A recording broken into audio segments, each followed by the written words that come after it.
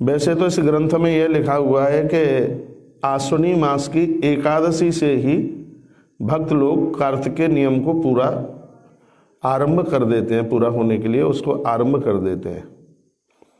तो हमें कार्तिक स्नान करने से पूर्व, उसकी पूजा करने से पूर्व हमें किन किन बातों का ध्यान देना होगा, आज हम वही चर्चा कर रहे हैं। सुन लीजिएगा। लिखा है, स्वयं भगवान पृथुदेव के शब्द हैं कि महाफलम त्वया प्रोक्तम मुने कार्तिकमागयो तयो स्नान विधिम सम्यग नियमानपि नारद। देवर्षि नारद जी और भगवान पृथुदेव का जो बीच का संवाद है वही कार्तिक मास की महिमा है। अद्भुत मास है। इस समय मैं आपसे बातें हैं वो पद्म पुराण के अंतर्गत कर रहा हूँ। ये संपूर्ण कार्तिक मास की जो महिमा है वो पद्म पुराण में है। निश्चित रूप से हम और आप बिल्कुल बड़भागी हैं कि हम कार्तिक मास में पद्म पुराण की चर्चा करेंगे।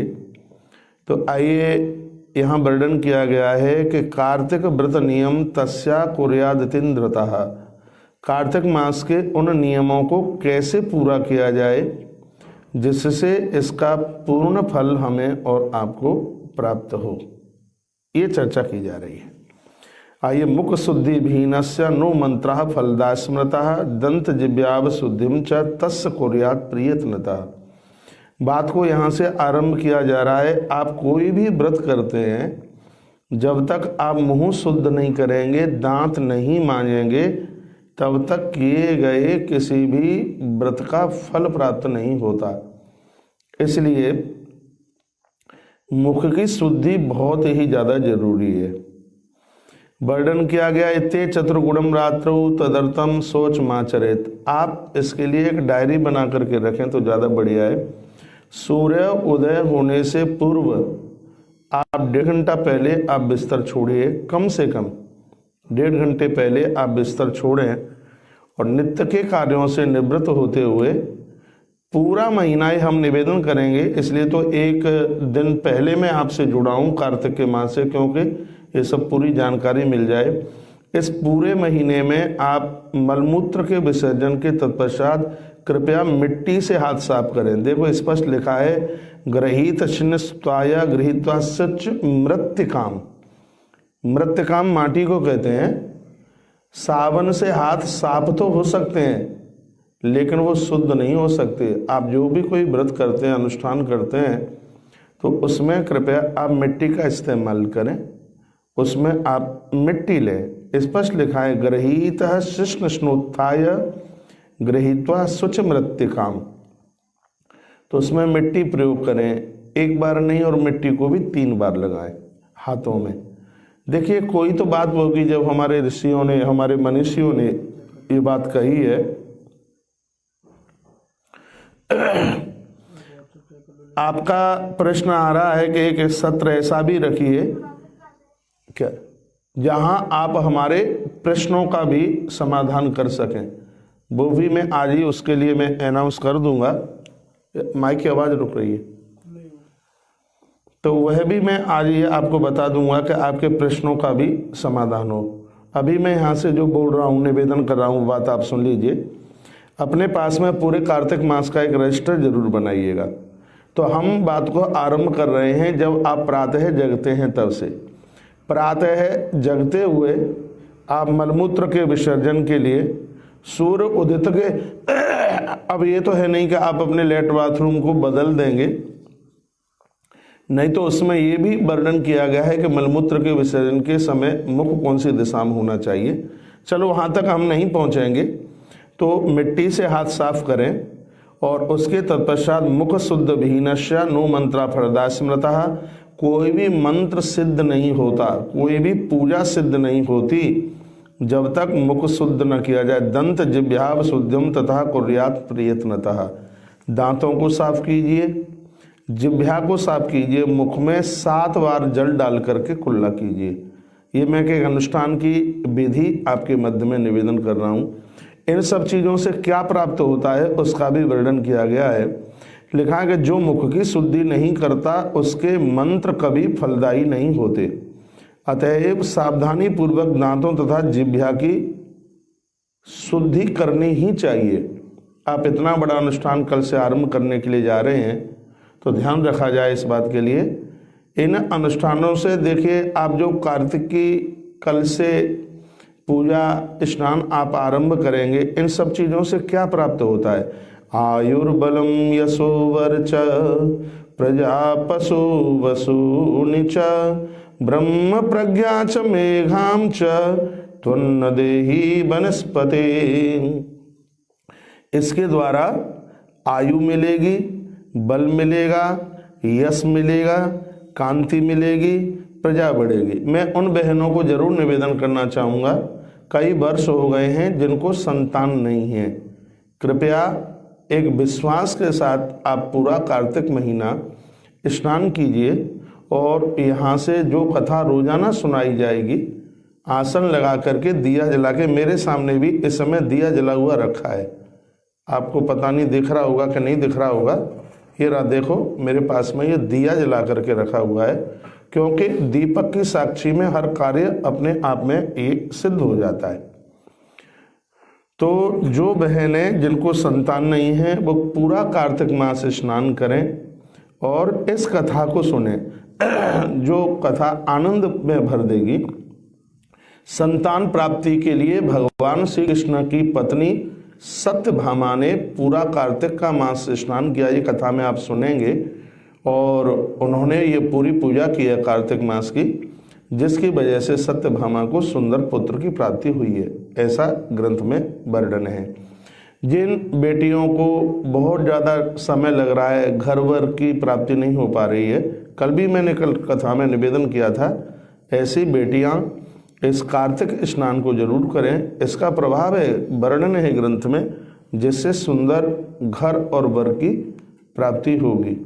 तो लिखा आयुर्बलम यशोवर्च प्रजा पशु वसून चाह ब्रह्म प्रज्ञाम च मेघाम च त्वन्न देहि वनस्पति। ये तो पुरुषों के लिए भी बोला गया है कि कार्तिक के मास में आप भोर में जल्दी जाकर के स्नान कर लेते हैं, भगवान को बंधन पूजन करते हैं, इससे आपकी आयु बढ़ेगी, आपका बल बढ़ेगा, आपका यश बढ़ेगा और आपका व्यापार बढ़ेगा। पशु धन प्रजा, यहाँ तक कि ब्रह्म ज्ञान, बच्चे भी यदि स्नान करते हैं और ये पूजन भगवान विष्णु का पूजन करते हैं तो इस ग्रंथ में स्पष्ट लिखा है बच्चों की मेधा प्रज्ञा स्मृति, इन तीनों का जागरण होता है, बच्चे मेधावी बनते हैं। कुछ बातों का वर्णन किया है इसमें। 12 अंगुल की दांतोन, चलो वो आपको नहीं है, समय बदल गया है, तो अपने हिसाब से जिस हिसाब से आपको दांतोन मिल जाए उस हिसाब से कीजिएगा। कुछ बात है, अमावस्या, नौमी, छठवीं, रविवार, चंद्र ग्रहण और सूर्य ग्रहण, इस दिन दांतोन नहीं की जाती, उंगली से अपने दांतों को मांजा जाता है। एक बार पुनः इस बात को मैं निवेदन करना चाहूँगा। प्रतिपदा, अमावस्या, नौमी, छठवीं, रविवार, चंद्र ग्रहण और सूर्य ग्रहण, इन दिनों में, क्योंकि यहाँ या तो फिर आपने दांतोन पहले तोड़ करके रख ली है तो आप उसको प्रयोग में ले सकते हैं, नहीं तो यहाँ पर तो ये भी लिखा है कि वृक्ष की उस डाली को दांतोन के लिए न तोड़ा जाए। ये तो हमें पता भी नहीं था, ये आज ही पता लगा है जब इस ग्रंथ को पढ़ रहे हैं। बहुत भी सुंदर सी और भी बातें हैं इसमें। देखिए, कल काल में इतनी चीज़ें हमारी आराधना में सिद्धि दे देती हैं। कलयुग में क्या क्या है, देवालय गानपरा इतस्ते विष्णु मूर्तया तपांसी यज्ञ दानानी कृतानी च जगत गुरु, ये शब्द लिखने के लायक है। कल काल में भगवत प्राप्ति के लिए ये चीज़ें अपने आप में सिद्ध हैं। क्या क्या है इसमें वर्णन है, तपासामी यज्ञ दानानी कृतानी च जगत गुरु, लिखा है तपस्या, मंत्र, जप, यज्ञ, दान करना, ये कलयुग में भगवान को प्रसन्न करने के लिए बहुत परम साधन है। शायद मेरी आवाज़ आपके पास तक पहुंच पा रही होगी। इसमें वर्णन किया गया है, इसमें बताया गया है कि इस कलकाल में ये इतनी चीज़ें कलयुग में, देवालय गानपरा इतस्ते विष्णु मूर्तया तपांसी यज्ञ दानानी कृतानी च जगत गुरु। इस कलयुग में भगवान को अति प्रसन्न करने के लिए तप। आप सुबह जल्दी जाग गए हैं अपने कार्यों से निवृत्त हो करके, और बहुत जल्दी आप जाग करके इस कथा को सुनने के लिए आप बैठ गए हैं। अभी आप पूजा करेंगे, एक बार आप भोजन करेंगे, ये सब चीज़ें तपस्या में ही तो आती हैं। यदि 1 महीना आप जमीन में सो लिए तो ये समझ लीजिए कि बहुत बड़ी बात हो जाएगी। चाहे स्त्री हो और चाहे पुरुष हो, यदि इतना कंट्रोल, इतनी विशेषता व्यवस्था आपसे बनती है तो 1 महीने आपको ये पता ही ना लग पाए कि इस समय हम गृहस्थी हैं। मेरे संकेत में आप समझिएगा कि इसको इतनी शुचिता और पवित्रता के साथ इस महीने को निकालिए कि आपको यह पता ही न लगे कि स्त्री संग भी पुरुष संग भी कुछ होता है।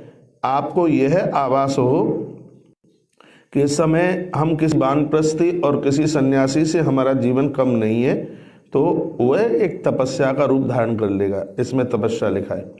उसके तत्पश्चात भले ही आप 1 माला जपें। इन दिनों में ओम नमो भगवते वासुदेवाय इस मंत्र का आप जप कर सकते हैं। ओम विष्णवे नमः इस मंत्र का जप कर सकते हैं। ओम नमो नारायणाय इस मंत्र का जप कर सकते हैं। पद्म पुराण में स्पष्ट लिखा है कि इस महीने में हरि और हर दोनों की पूजा आप कर सकते हैं। ओम नमः शिवाय इस मंत्र का भी आप जप कर सकते हैं। और आपको माला बदलनी नहीं है। जो भी आप नित्य में माला प्रयोग में लेते हैं, आप तुलसी की माला लेते हैं रोज प्रयोग में तो उस पर हर मंत्र का आप जप कर सकते हैं। और आप रुद्राक्ष की माला लेते हैं तो उसके ऊपर आप प्रत्येक मंत्र का आप जप कर सकते हैं जो नित्य की माला है। ये ग्रंथ में लिखा है।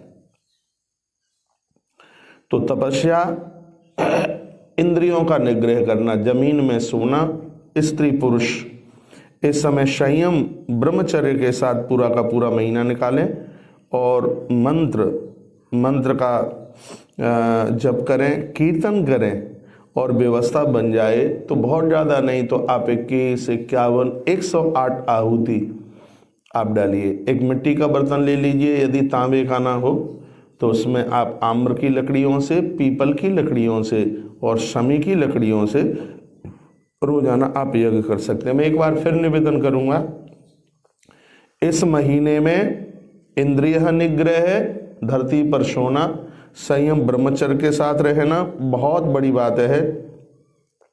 भगवत नाम कीर्तन करना, किसी गुरु मंत्र का जप करना, यज्ञ करना और दान करना, यह कलयुग में भगवान को इतने प्रसन्न करने वाले हैं। और ये सब चीज कार्तिक मास यथा पुण्यम, यदि ये सब कार्तिक के महीने में यदि सब हो जाता है तो अक्षय पुण्य प्रदानित करता है।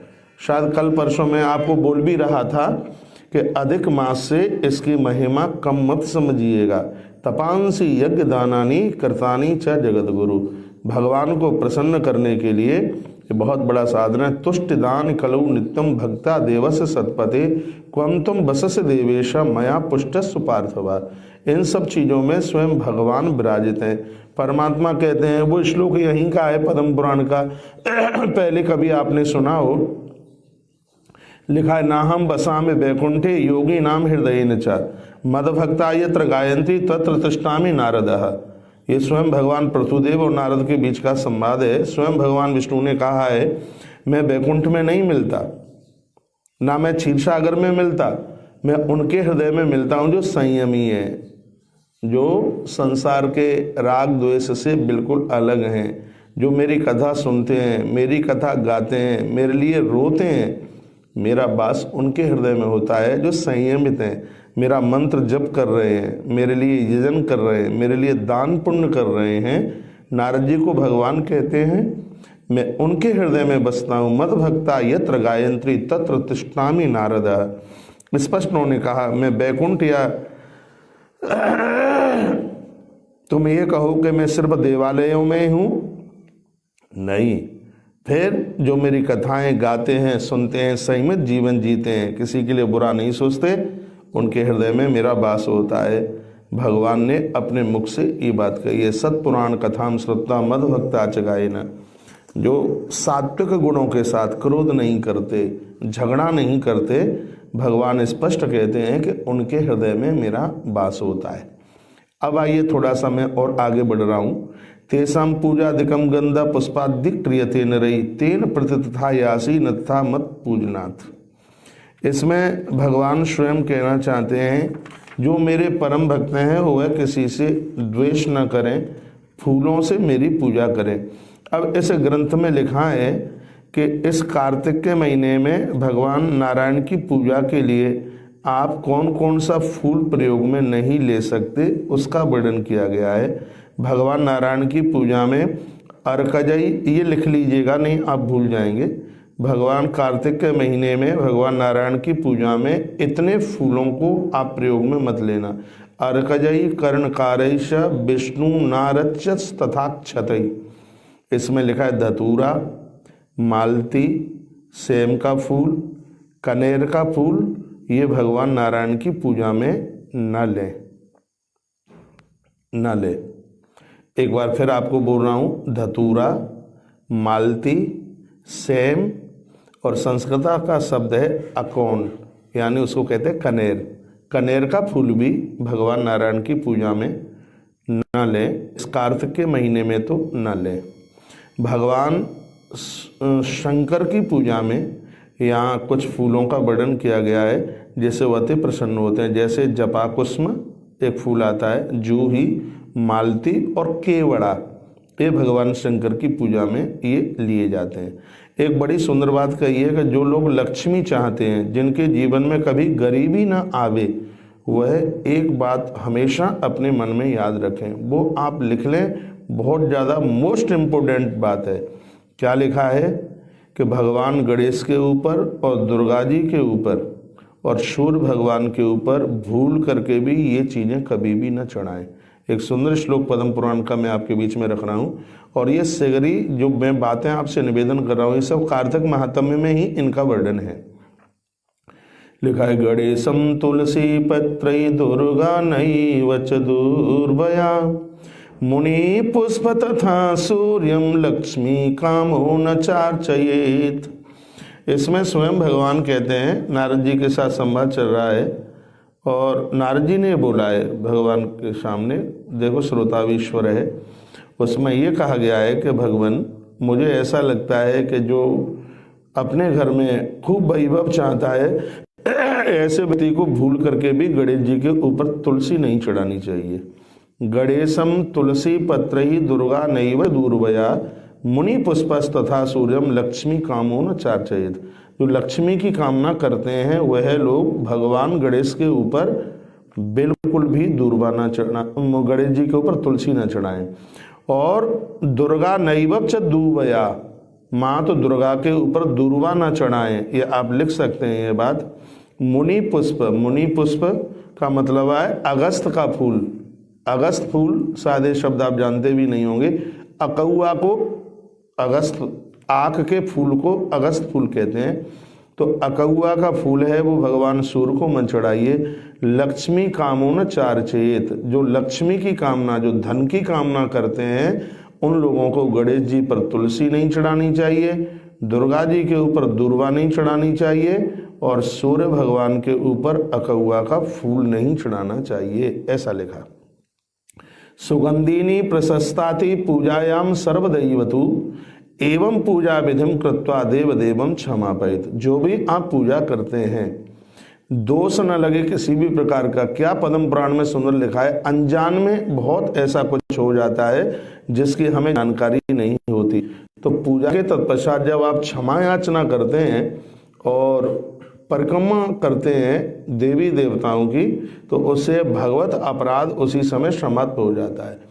इसलिए जब भी आप पूजा में से उठते हैं तो भगवान को कहिए, देखो स्पष्ट लिखा है, मंत्रहीनम क्रियाहीनम भक्तिहीनम सुरेश्वरा यत पूजितम मया देव परिपूर्णम तदस्तु में। हे भगवान, ना तो हमसे मंत्र आता है ना हमसे कोई क्रिया आती है, बस इसमें जो भी कुछ आपको अच्छा लगा हो वो आप स्वीकार कर लीजिएगा, और यदि मुझसे कोई त्रुटि हो गई है तो मेरी बुद्धि में सुधार दीजिएगा कि यह हम गलती दोबारा ना करें।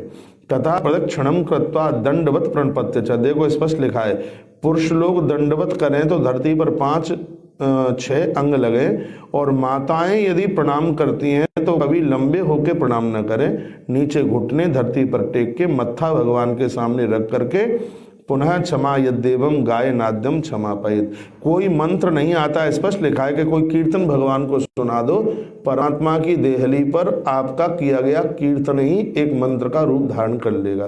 क्या सुंदर सुंदर बातें कही हैं, आनंद आ गया। तथा प्रदक्षिणम कृत्वा दंडवत प्रत्यचाह पुनः क्षमापयित देवम गाय नाद्यम क्षमापयित। बस आप मुंह में से जो भी शब्द बोल देते हो भगवान के लिए वही एक मंत्र का रूप धारण कर लेता है, और बस श्रद्धा के साथ में उनके सामने ये बोल दीजिए। देखो ये लिखा है, विष्णु शिव रूपाणी च पूजनादिकम कुर्वन्ति सम्यक निष्कार्तिकेय। अब ये मैं आपको प्रमाण की बात कह रहा हूँ। सबको तो यही लगता है कि नहीं ये महीना सिर्फ भगवान नारायण का है, लेकिन स्पष्ट लिखा है विष्णु शिव रूपा च पूजा अधिकम कुर्वन्ति सम्यक निष्कार्तिकेय। इस कार्तिक के महीने में भगवान विष्णु और भगवान शंकर दोनों की आप पूजा कर सकते हैं। निर्धूत पापा स पूज्यस्तो प्रियांति विष्णु भवनम मनुष्या। जो कार्तिक स्नान करते हैं, कार्तिक में हरि और हर यानी शंकर और नारायण की पूजा करते हैं, निर्धूत पापा, उसने कितने भी बड़े से बड़े पाप किए हों। इसमें लिखा हुआ है कि विवाह के तत्पश्चात जो देवियां हैं वो भी कार्तिक स्नान करती हैं। जाने में गर्भ में संतान समाप्त हुई है या अनजान में पेट में संतान खत्म हुई है, उसके लिए कार्तिक मास से बढ़ करके और कोई दूसरा प्रायश्चित नहीं हो सकता। इसलिए देखो, निर्धत पापा सब पूर्व जैस्तो प्रियांति विष्णु भवनम मनुष्या। चाहे स्त्री हो और चाहे हो पुरुष, कार्तिक मास की महिमा है। जिसने कार्तिक स्नान किया है और हरिहर को पूजा है, मृत्यु के तत्पश्चात वह नारायण के भवन को ही जाते हैं, उन्हें कोई रोक नहीं सकता। जय जय श्री पद्म पुराणे पंचपचाशतस्ताम संहितायाम षष्ठे उत्तरखंडे कार्तिक महात्म्ये श्री कृष्ण सत्यभामा संवादे। ये भगवान श्री कृष्ण ने सत्यभामा को पूरा कार्तिक का महात्म्य सुनाया है, जिसके द्वारा अद्भुत संतान का जन्म सत्यभामा को हुआ है। तो देखिए, ये हमने तो अपना समझ लो कार्तिक आज से ही आरंभ कर दिया है। तो सत्यभामा को ये कथा सुनाई गई है। विष्णु शिव रूपा ची पूजना अधिकम कुर्वन्ति सम्यक निष्कार्तिकेय निर्धूत पापा सह पूर्व जेस्ते प्रियांति विष्णु भवनम मनुष्या।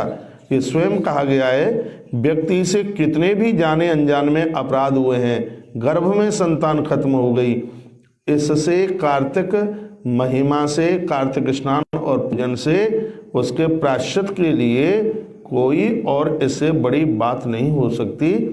इसमें ये वर्णन किया गया है। कुछ मोस्ट बातें और थोड़ी सी मैं आपके बीच में निवेदन कर रहा हूँ। घड़ी का घंटा पहुँच गया है, थोड़ी सी मिनट मुझे और दे दीजिएगा। वो बात यह है कि मानसे देव खाते चा नद्याम नद्योश संगमे क्रमादश गुणम स्नानम तीर्थंता फलमम स्मृतम। सुन लीजिए, यहाँ लिखा हुआ है आप नदी में स्नान करते हैं और घर पर स्नान करते हैं, दोनों में 1 और 10 में जितना अंतर है उतना अंतर है। अब स्नान की बात इसमें बताई गई है कि कार्तिक के मास में आप स्नान कहाँ करें। तो मानुषे देव खाते च नद्याम नद्योश संगमे क्रमादश गुणम स्नानम तीर्थांत फलमम स्मृत। नदी में भी और संगम यदि कहीं हो वहाँ स्नान करते हैं तो उसमें भी 10 गुने का ज़्यादा अंतर है। और संगम में भी और समुद्र में भी, दोनों जगह स्नान करते हैं तो संगम में और समुद्र में इतना अंतर है जितना 1 और 10 में अंतर है। घर के स्नान में और बाहर के नदी के स्नान में भी इतना अंतर है जितना 1 और 10 में अंतर है। तो नदी में आप स्नान करते हैं तो उसमें उसका 10 गुना ज़्यादा फल प्राप्त होता है, ऐसा लिखा है। तो अब आप, ये तो जरूरी नहीं है कि अब आप सबके यहाँ नदी होवे ही तो फिर उसका पूरा फल मिले। तो उसमें क्या करना चाहिए, तो उसमें बड़ा अच्छा वर्णन किया गया है। उसमें लिखा है कि आप अपनी बाल्टी में किसी तीर्थ के जल का पानी डाल दें। कल भी मैंने निवेदन किया था, जैसे आप गंगा जल डाल लीजिएगा, यमुना जल डाल लीजिएगा और उसके तत्पश्चात आप स्नान करें तो उस स्नान का कई गुना फल अपने आप में बढ़ जाता है। एक बात आपके बीच में मैं बोल रहा हूँ, तिलामलक चूर्णेन ग्रही स्नानम समाचरेत वनस्तानाम यतीनाम चह तुलसी मूल मृत्तिका। ये ध्यान से सुन लीजिए, कल से कार्तिक शुरू हो रहा है। आज ही आप तिल का चूर्ण बनाइए, लिखा है तिल का चूर्ण बनाइए। ये तिल का चूर्ण देह पर लगा करके रोज आप स्नान करें। जो वानप्रस्थी हैं, वृद्ध हैं,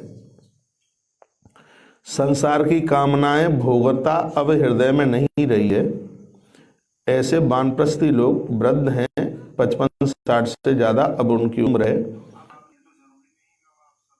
अब वो संसार की वासना में ग्रसित नहीं है। और यति यानी सन्यासी लोग, ये लोग तुलसी के मूल की जो माटी है, तुलसी का पेड़ है, उसके नीचे की उसकी जड़ों की जो माटी है उसको अपने शरीर के ऊपर लगा करके स्नान करें। और आप गृहस्थ लोग हैं उनके लिए तिल का पाउडर बना लीजिए, बन जाएगा, थोड़ा चिकना जरूर होगा।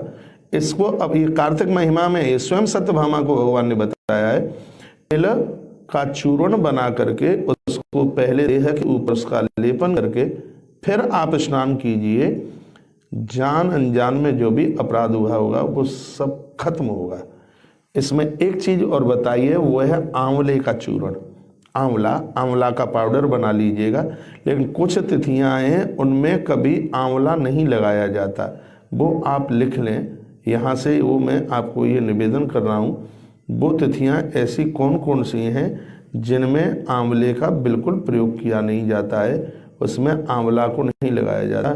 सप्तमी दर्शनवमी द्वितीया यादशमी शशुचा त्रयोदश्याम च स्नान धात्री फल तिले सहा आदौ कुर्यान मल स्नानम मंत्र स्नानम ततः परम स्त्री शुद्रागणाम वेदोक्ता मंत्र तेषाम पुराग्ने। स्पष्ट लिखा है सप्तमी, नौमी, दसवीं और द्वितीया और अमावस्या। लिख लें सप्तमी, नौमी, दसवीं, द्वितीया और अमावस्या, इन तिथियों में आंवले का लेप ना करें, और सभी तिथियों में आप आंवला लगाएं। सप्तमी, नौमी, दसवीं, द्वितीया और अमावस्या स्पष्ट लिखा है। सप्तमी, अमावस्या, दसवीं, द्वितीया और नौमी को और त्रयोदशी को आंवले से स्नान नहीं करें, और सभी तिथियों में आप आंवला लगाकर कार्तिक के महीने में, तिल लगा करके कार्तिक के महीने में ये स्नान करते हैं। लिखा यावंतः कार्तिके मासी वर्तन्ते पितृ तर्पणे तिलास तस्वा संखब्दानी पितरः स्वर्गवासिनः। हेलो, कार्तिक के महीने में तिल लगा करके जो स्नान करते हैं, इससे उनको उनके पूर्वजों को संतुष्टि मिलती है। स्पष्ट लिखा यावंत कार्तिके मासे वर्तन्ते पितृ तर्पणे तिलात शंख शब्दानी, जितने तिलों की संख्या होगी उतने वर्षों तक वह पितृलोक में आनंद लेंगे। तो ये इसकी बहुत बड़ी महिमा का वर्णन किया है। व्रतिन कार्तिके मासी स्नान तस्व विधिन ममः ग्रहणार्घम मया दत्तम दंजेश निषूदनम। अर्घ के कुछ मंत्रों का वर्णन इसमें किया गया है। कार्तिक मास में विधि पूर्वक स्नान करने के बाद फिर आपको अर्घ देना है। अर्घ में आप फूल डालिएगा, उसमें आप पीले रंग का फूल डाल लीजिएगा, पीले रंग का उसमें आप फूल डालें। लिख लें आप चंदन डालें, तांबूल पान का पत्ता उसमें आप डालें। ये चीज़ें आप डाल करके इसमें अर्घ लगता है। मैं निवेदन करूंगा स्नान के तत्पश्चात घर की प्रमुख देहली पर आप एक दिया, या अपने मंदिर में सुबह ये आप एक दिया जला करके रखें। इसकी पूजा की विधि का रोज मैं आपके बीच में निवेदन करूंगा। यदि आप ऐसा करते हैं, रोगापहम पाप विनाश कृत परम सद्बुद्धिम पुत्र धनादि साधनम, जो कार्तिक के महीने में नित्य दिया जलाते हैं, तुलसी के गरुए में सुबह शाम दिया जलाते हैं, मंदिर में दिया जलाते हैं, रोगापहम, उस घर में रोग प्रवेश नहीं हो सकते। पाप विनाश कृत परम, कितना भी बड़ा अपराध हुआ है वो समाप्त हो जाएगा। सद्बुद्धिम, पूरे परिवार को भगवान बुद्धि देंगे। पुत्र धनादि साधनम, बच्चों को पढ़ाई लिखाई मिलेगी, संतान का जन्म होगा और धन की कमी नहीं आएगी। मुक्तिर निदानम, सबसे बड़ी बात यह है घर में कोई बुजुर्ग है और इतना परेशान है, उम्र ज़्यादा हो गई है और वह मुक्त नहीं हो पा रहे, ना मृत्यु हो पा रही है ना खड़े हो पा रहे। कार्तिक महिमा की ये विशेषता है, या तो वो खड़े हो जाएंगे या दुनिया छोड़ करके चले जाएंगे, वो कष्ट नहीं भोगेंगे।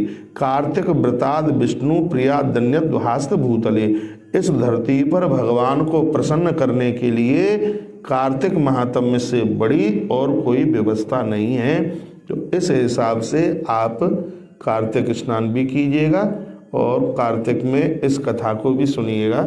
रोजाना 5:30 बजे मैं आपके बीच में हाजिर होऊंगा और कल से यह पूरी जो कार्तिक महिमा की जो एक कथा कही जाएगी वो अपने आप में रिकॉर्ड तोड़ होगी, आनंद भर देगी। तो चाहे आप स्त्री हों, चाहे आप पुरुष हों, बेटियां बेटे हों, कोई भी आप हों, आनंद आ जाएगा। मैं एक बार फिर कहूँगा, रोगापहम, घर में कोई रोग नहीं रहेगा, आपका पैसा दवाई दूरी में खर्च नहीं होगा। पाप विनाशत कृतम परम, कितना भी बड़ा कोई पाप हुआ है उस पाप का नाश होगा। सद्बुद्धिम, परमात्मा पूरे परिवार को बुद्धि देंगे। पुत्र, घर में संतान का जन्म होगा। धनादि साधनम, पैसा कमाने के साधन बनेंगे। मुक्तिर निदानम, घर में कोई वृद्ध है और उसकी मुक्ति नहीं हो पा रही है, वो मृत्यु को प्राप्त होगा। कार्तिक व्रताद विष्णु प्रिया धन्य दहास्ति भूतले, भूतले कहते हैं जमीन पर। इस धरती पर भगवान को प्रसन्न करने के लिए कार्तिक से बड़ा कोई दूसरा व्रत और अनुष्ठान नहीं है।